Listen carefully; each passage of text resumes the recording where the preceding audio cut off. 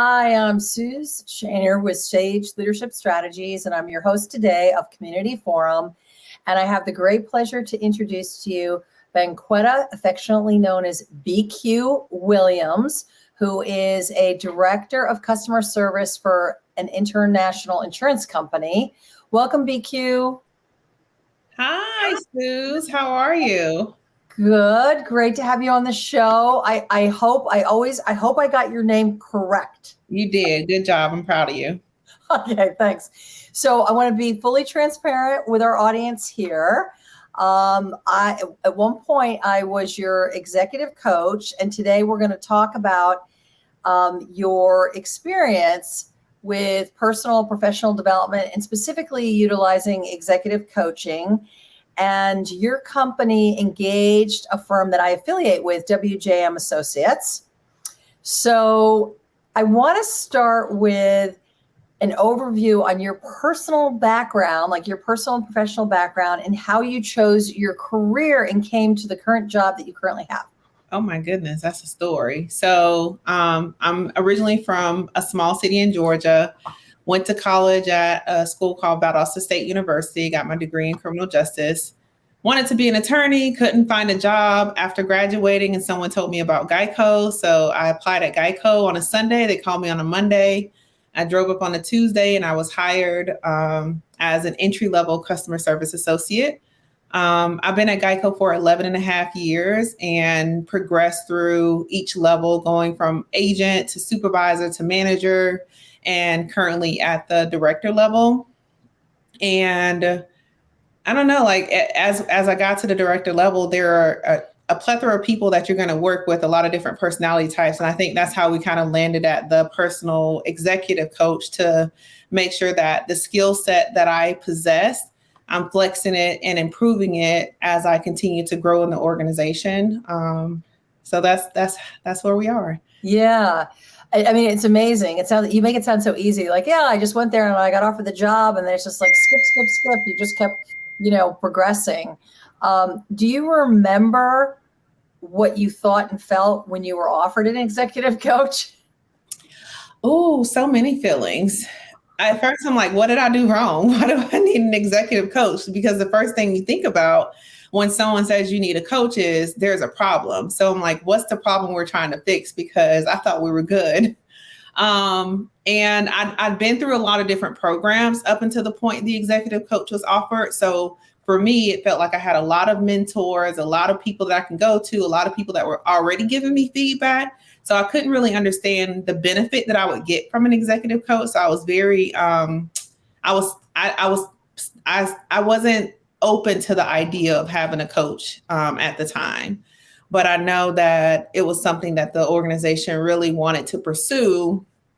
And so that's when I engaged in a conversation with my boss at the time to say, okay, if we're going to do this, we got to kind of do it my way, because I also need to be open to this process. So if we're going to do this, I have some demands, if you will. Well, that's funny. I mean, because I think also some of it, maybe historically, a little bit at your company was more remedial versus really what you were saying is it be given to somebody who's already a great, strong leader. And how do you take your leadership to the next level and just, keep sharpening your saw and get better at that? It's just kind of a mindset around it. Like, is it for proactivity and positive stuff, or trying to fix something?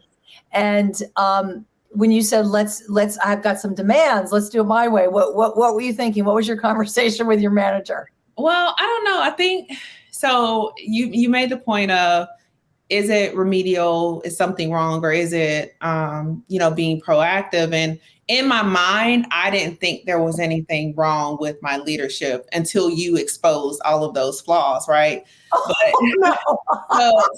So when I started talking to my boss about it, I'm like, if I'm going to do this and I'm going to be open to this process, in my mind, I thought I needed someone who looked like me. I felt like I needed a female, because if I was going to try to come up with some opportunities that I had that I wanted a coach to help me with, the things that came to mind is just being an African-American female in a predominantly, white male dominated organization. or industry.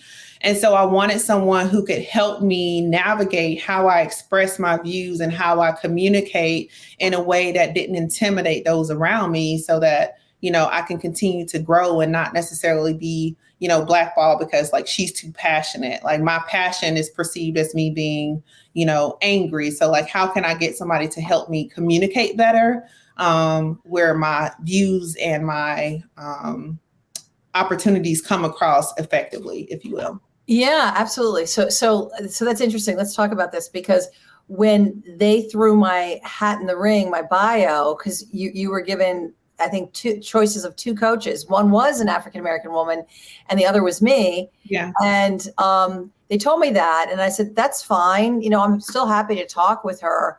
And do you remember what I said when we first met? I can be everything to you except a Black woman.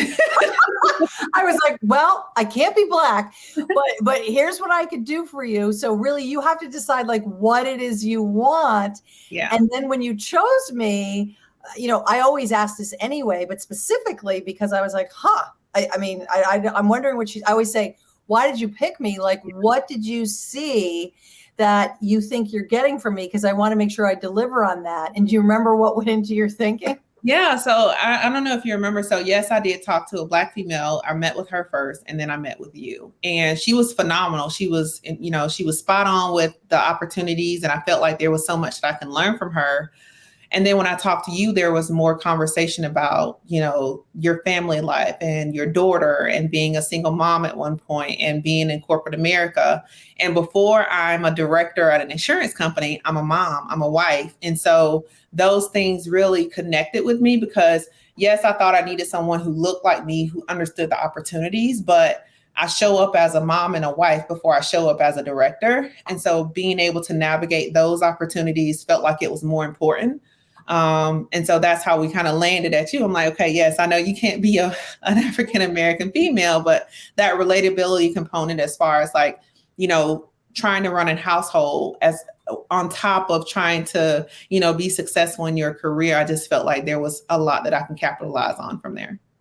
Well, and it was interesting when you said, I thought I was doing really well until you exposed all my flaws. So say more about that. I wasn't intentional. Like, these are your flaws. That's not really how it worked. But basically, Suze, that's what you did. But no, it's funny because even though I kind of gave these demands of, if I'm going to have a coach, this is how I need to go about the process, I still wasn't fully open to it. I remember our first conversation, you're like, well, what do you want to work on? I'm like, communication, because you always say, it's like, it's easy, it's safe. And you're really good about, peeling back the layers and asking a lot of questions. And so you didn't take that surface level answer when I gave you like that response of communication. And so as we started digging back on like, okay, but why communication, and what happens when you communicate, and why do you shut down? And it wasn't just like what happens at Geico, it's like what happened in your, college and your childhood, and just kept going back and back. And the realization that a lot of the issues that show up in my work life stem from like insecurities or problems that I had as a child. And so that awareness empowered me to be able to like correct those. And so that was like the beauty of it, because even though I didn't think I had opportunities, like there are things that showed up because of how I'm thinking, how I experienced it when I was younger. Well, I think, you're hitting on a couple of things, because it's like this fine line, like coaching isn't therapy per se, but in our first conversation, I feel like, you tell me otherwise, but I feel like we did really connect. Yeah. And some of it was, who might have thought, we had a similarity in our upbringings in terms of, in some ways they were very different, but we kind of connected there. And I think, peeling back the onion is really identifying what triggers you to respond or react in certain ways, so that you can identify and catch yourself earlier in the process and replace it with other ways of reacting and responding. And, and I found, you were willing to go there and look at some of these things, because really, you can't really make progress unless you're open to the process. And I know you said at first you weren't, but at what point did things shift for you where you felt like, okay, I could go there? Well, I think it was a couple of things. So I've had, so there have been times where I've been assigned a mentor or assigned someone to talk to, right? And I think there in those moments when the person that you're talking to is just as uninterested as you are in like this relationship that someone kind of forced together.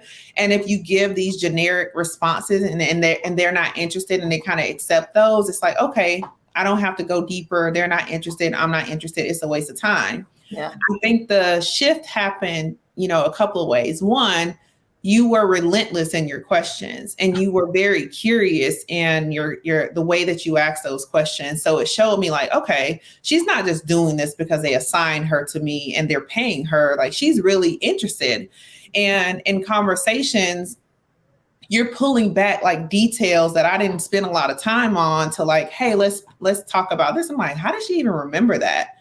So that was like the first piece that said, okay, let me give this a shot. The second part of it is we were meeting bi-weekly at the time, an hour each time. And I'm like, if I'm going to spend an hour every 2 weeks with her, I might as well try to get her money's worth and like make it worth it because she's not going to stop. Like the way that she's asking questions, her curiosity, the way that she's following up, like I'm not going to be able to just give her, these little small answers and she's okay with it. Like she's very curious and she's very interested. And I think I said two pieces, but to add a third, there were moments of you sharing your experience and your personal, like things that were personal to you that really showed me like, you're not just being nosy and prying into my life. Like you're really open to it and so open to it that you're going to be transparent about your experiences. So being able to share like what I've experienced and then you're tying back, like, okay, and I can understand that because I've experienced and you're sharing those personal aspects, even when you shared about your trip and you were, the only white woman on the bus. And, I talked about like, I noticed when I'm the only Black woman in the room and I'm cautious of that in how I move so that people don't like look at me like, why is she talking like that? Or why is she engaging like that? Yeah. And your experience of, well, I've never noticed that I was the only in the room until, I was on this trip and on this bus. And it is like a shocker to you, like, okay, you notice it. So just those moments of you being vulnerable made me shift and say, if we're going to do this, we're going to do it right. Well, I appreciate what you're saying there. And just for the audience, so they know, is it okay if I share that? Like, so I'll just say, because I was sensitive to the fact of really initially you were looking for somebody who looked like you. And I was like, I can't do that, but I can share with you my own experience in sort of starting to become aware of that. And I shared the story about a friend of mine in junior high when I was 13. And she said to me, there's only 13 white kids, Black kids in the whole school. And I told you, I said very stupidly, like naively, duh. I said, well, how do you know that? And she said to me, hey, if you were one of them, you would know exactly how many there were. Yeah. And at the time, I had an intellectual, like logically, I said, oh, you got a good point there. But I didn't really understand what that meant from my own visceral experience until 10 years later, when I went to live in Kingston, Jamaica, the West Indies, and where no tourists go, and teach school. And yeah, I got on the plane with 4 other white girls, and I was like, and I literally remember 10 years earlier, I'm like, this is what Barbara meant. And of course, in that environment, I was reminded almost every single day, just from the fact that people were yelling, hey, whitey woman, at me. I just walked down the street. So it was like, I guess really what you're saying, I shared that story with you. I forget, maybe early on when we first met, but also just in terms of, my effort there was really trying to, understand. And then of course, we did talk about some scenarios in your work setting. Do you want to share anything along those lines at all? Yeah, I think the biggest, even though I started with communication as the opportunity, what I realized is, and I don't know if this is going too much, but we'll talk about it. You'll coach me later. But what it ended up boiling down to is a security component. So I hadn't experienced a lot of failure in my work history. But growing up, we had a lot of things that were going on that as a child, you're like hoping you don't have to experience. So for me, it's been very important, in my career to provide a stable life for my kids. I have 2 sons. I have a 13-year-old son and I have an 8-year-old son. And my husband and I are working very hard to be able to put them in a position to not necessarily worry about like what they're going to eat, where they're going to sleep, are the lights going to be on, just like basic necessities that a child needs, but also give them a different experience that I had. And in my work environment, communication, not just from my part, but those that are communicating to me, I realized there was a physical reaction that took place, getting hot on the inside, heart beating fast, nervous, because I'm afraid that, if I'm being told I'm doing something wrong or I'm getting feedback and it's not clear on where this feedback is coming from, I'm receiving that as I'm failing.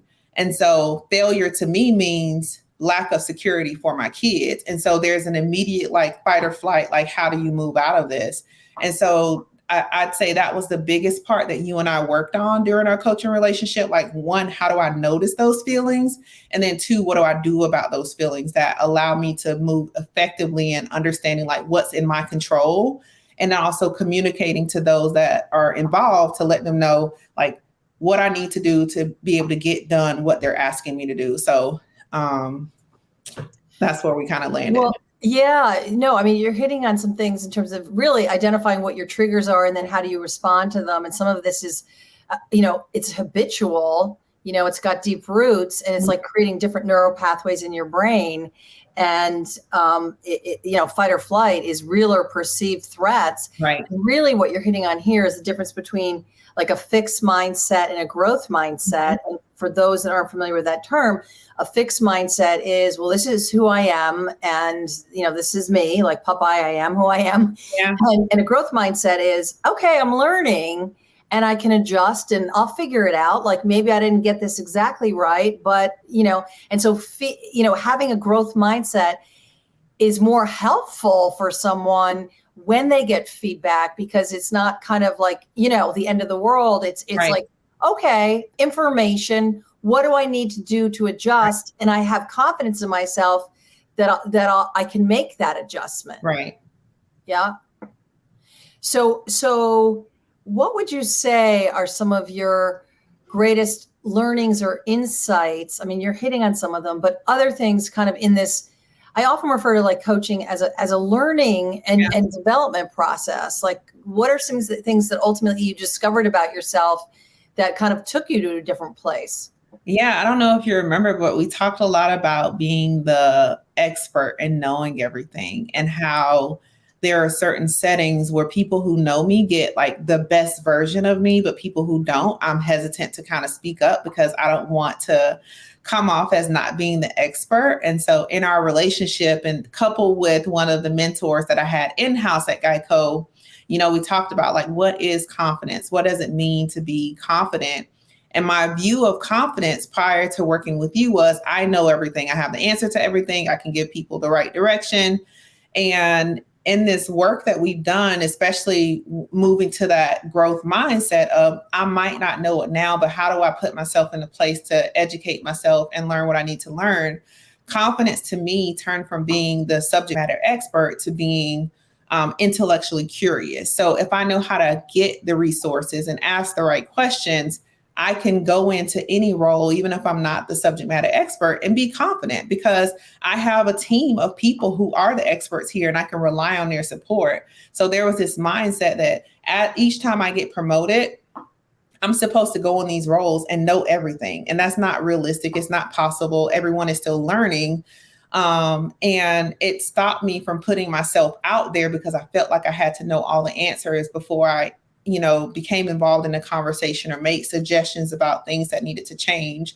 And so that shift in like had this security of I have to know everything helped me move to this place of as long as I'm intellectually curious, that allows me to move confidently and allows me to be in this safe space of I don't have to know everything. I can, rely on my peers, rely on my team to get the answers that I need, and we can work together and that help like bring this foundation of security, make it more realistic and attainable for me. That is so interesting, even how you're using the word security now than you did before, meaning security before was having all the answers. Mm-hmm. And you didn't use this word, but I'm going to use it because the way I heard you say it, you're more like in a wisdom place now, meaning learning from your experience. And security, the way you described it, is now not needing to have all the answers, but being the curiosity and having confidence in yourself that I may not have the answer, but I can figure it out either by doing my own research, by leveraging my team. My team's the one that may be the doers or the need to know in this place, and I'm coaching them. But isn't that interesting?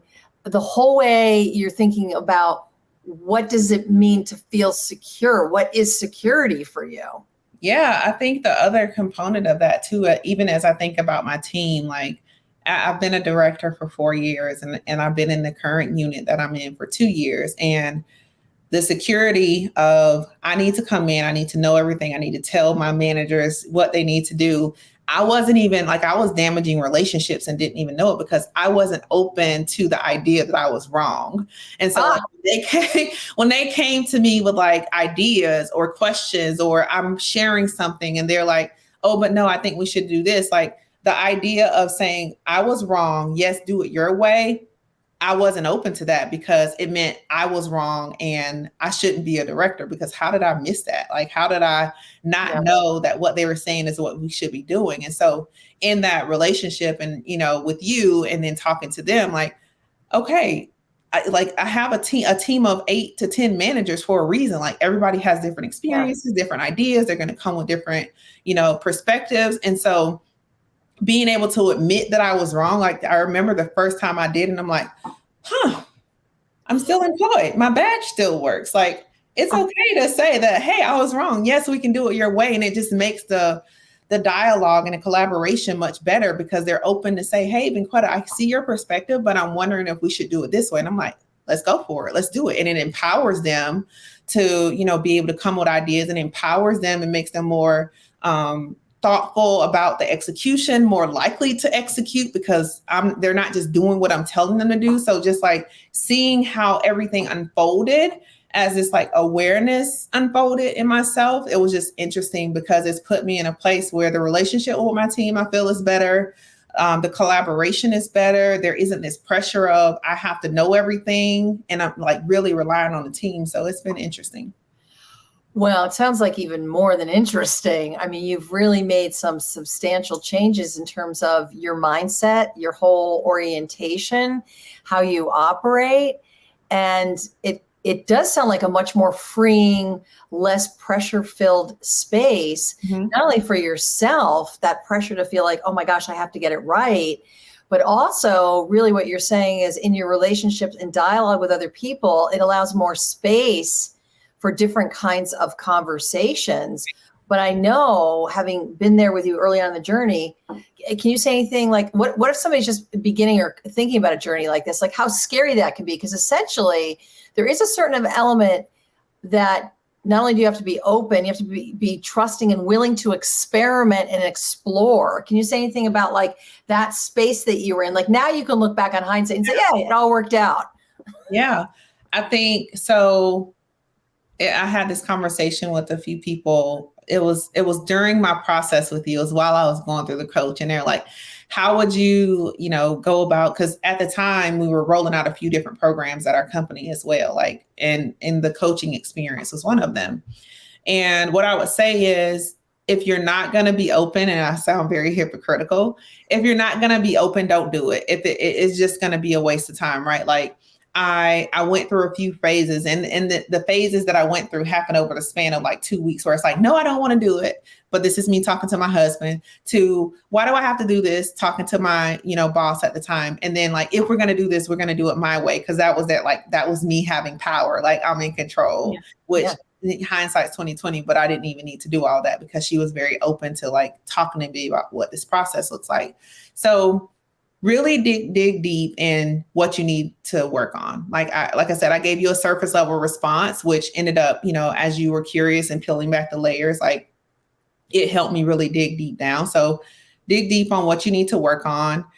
be thoughtful about who you select, because this isn't like, I know it's not therapy, Suze, but there are a lot of things that you taught me to think about and navigate that were related to work, but it also helped me in my personal life. It helped me, communicate with my husband better, talk to my kids better. And so that person that you choose, you have to trust them. You have to trust that there are things that you might share. And while you're not going to coach me on like how to, have an effective conversation with my husband, those tools come in handy to be able to use in any aspect of life.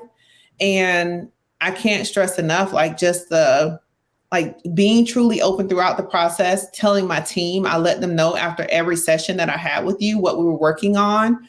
And that transparency allowed them to call me out on what I was working on to help hold me accountable, so that I can say without a shadow of a doubt the next time I met with you, like, this is working or it's not working. And they're actively involved in that process with me. I think that's what really helped me out a lot, because I didn't hide it. I'm like, I'm working on this. I'm sorry, my coach, this is what we're working on. So if you see me do it wrong, like, please tell me, because I'm really trying. Yeah. And I'm going to get it wrong sometimes. So that openness with your team to let them know what you're going through is what I would say. Yeah, absolutely. And you're hitting on a couple of things. First of all, your bravery, and you're willing to be vulnerable. And there are going to be times where you're really, really uncomfortable in the process, but that means you're actually learning and growing and stretching. And you hit on a couple of things. One is making sure you're selecting the right person for you, different for everybody in terms of your chemistry. Because people have asked me, I think the most effective coaching engagements have three components. One is your openness and your willingness to go to places. Right. Obviously, me or someone as the coach, the skills and competencies they bring to the table, but really what you can co-create together in the context of a trusted relationship. Because if you don't have that, all bets are off. What would you say? Right. Exactly. I agree. I don't have, the dynamic that we created in 6 months, and just like the fact that we even still have a relationship, shows that it was well beyond just a coach, a coach and a client relationship. Like it was a personal connection there that allowed us to be effective. Well, thank you. And thank you for coming on the show. If anybody was watching and they wanted to have a conversation with you and just reach out about your experience or anything we talked about today, how might they contact you, BQ? I'm on LinkedIn under Benquetta Williams. You can search me there and connect, and we can go about exchanging, information there if you want to connect to talk more about it. All right. Well, thank you so much for coming on the show and being so open with your story. And just to let everyone know, you reached out to me and wanted to come on the show. And I said, okay, what's fair game to talk about and what isn't? So we did talk about this ahead of time, because all stuff happens very confidentially. So it was really, I took your lead on what you wanted to talk about. Yeah, it's fair game. You did a good job. All right. Thank you.